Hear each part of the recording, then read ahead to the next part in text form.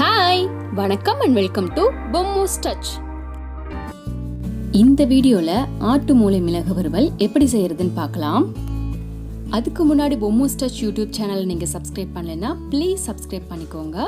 கூடவே பக்கத்தில் இருக்க பெல் பட்டனையும் கிளிக் பண்ணிக்கோங்க. அப்பதான் நான் போடுற வீடியோ நோட்டிஃபிகேஷன் உங்களுக்கு உடனே வந்து சேரும்.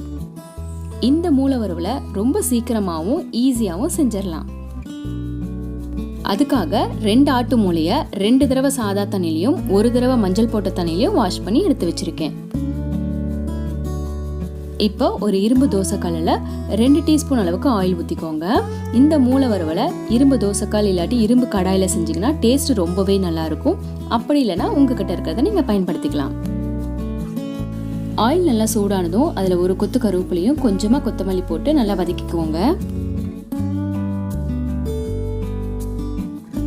இந்த ரெசிபி செய்யறதுக்கு வெங்காயம், தக்காளி, மசாலா அது மாதிரி எந்த பொருளும் தேவைப்படாது. ரொம்ப சிம்பிளாகவும் ஈஸியாகவும் செஞ்சிடலாம். நம்ம போட்டிருக்க கருவேப்பிலையெல்லாம் எண்ணெயில் நல்லா வதங்கி மொறுமொறுன்னு கிறிஸ்பியாக வர வரைக்கும் ஃப்ரை பண்ணிக்கோங்க. நம்ம தோசைகளோட சென்டரில் தான் மூளையை வைக்க போகிறோம். ஸோ கொத்தமல்லி கருவேப்பிலையை ஓரமாக தள்ளி வச்சிடலாம்.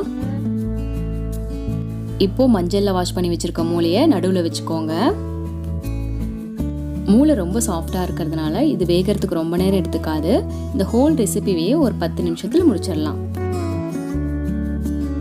இப்போ இந்த மூளையோட மேல் பகுதிக்கு தேவையான அளவுக்கு உப்பு சேர்த்துக்கோங்க. அதே போல தேவையான அளவுக்கு மிளகுத்தூள் சேர்த்துக்கோங்க. இந்த ரெசிபிக்கு காரத்துக்கு மிளகாத்தூள்லாம் சேர்க்க மாட்டோம். ஸோ உங்கள் காரத்துக்கு தகுந்த மாதிரி நீங்கள் மிளகுத்தூள் சேர்த்துக்கோங்க. இந்த ஆட்டு மிளகு வறுவல் ஹோட்டல்ஸில் எப்படி இருக்குமோ அதே டேஸ்ட்டில் தான் இருக்கும். கண்டிப்பாக நீங்களும் செய்து பாருங்கள். இப்போ இந்த மூளையை மெதுவாக திருப்பி விட்டுக்கோங்க. இது ரொம்ப சாஃப்டாக இருக்கிறதுனால திருப்பும் போது பீஸாக உடையறதுக்கு சான்சஸ் இருக்குது. ஸோ கொஞ்சம் பொறுமையாக திருப்பி விட்டுக்கோங்க. நம்ம மூளையோட முன்பகுதிக்கு தேவையான அளவுக்கு தான் மிளகுத்தூளும் உப்பும் போட்டோம். அதே மாதிரி இந்த சைடும் தேவையான அளவுக்கு சேர்த்துக்கோங்க.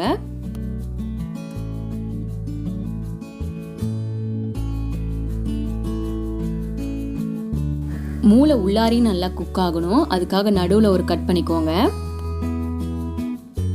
இந்த ஆட்டு மூளையில் அதிக அளவு சத்துக்கள் இருக்கு. சோடியம், பொட்டாசியம், ஃபோலிக் ஆசிட்லாம் இருக்கு. அது மட்டும் இல்லாம இது வளர்ற குழந்தைங்களோட மூளை வளர்ச்சிக்கு ரொம்பவே நல்லது. இந்த மூளை வேகிறதுக்கு நம்ம தண்ணி எதுவும் பயன்படுத்த மாட்டோம். ஸோ அதுக்காக ஒரு டேபிள் ஸ்பூன் அளவுக்கு எண்ணெய் ஊற்றிக்கலாம்.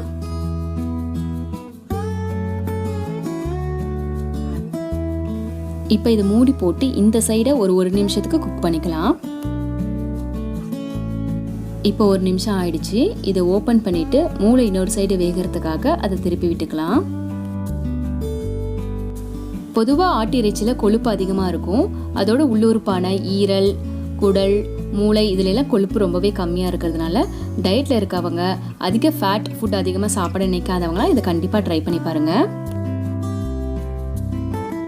பாருங்க, அதுக்கப்புறம் நான் எண்ணெய் எதுவும் ஊற்றலை. உங்களுக்கு அடிப்பிடிக்கிற மாதிரி இருந்துச்சு அப்படின்னா கொஞ்சமாக சேர்த்துக்கோங்க.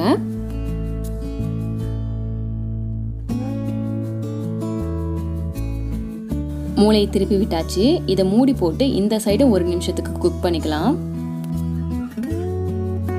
இப்போ டோட்டலாக 2 நிமிஷம் ஆயிடுச்சு. மூளை 2 சைடும் நல்லா குக் ஆகிருக்கும். நம்ம ஓப்பன் பண்ணி பார்த்துடலாம்.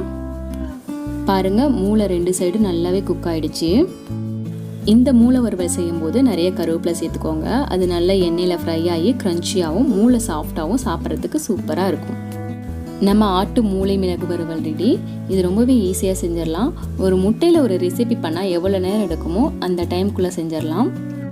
இதை நீங்களும் ட்ரை பண்ணி பாருங்கள். ஃபீட்பேக்கை கமெண்ட்ஸில் சொல்லுங்கள். இந்த வீடியோ உங்களுக்கு பிடிச்சிருந்தா லைக் பண்ணுங்கள், ஷேர் பண்ணுங்கள், சப்ஸ்கிரைப் பண்ணுங்கள், பெல் பட்டனை கிளிக் பண்ணுங்கள். தேங்க்யூ.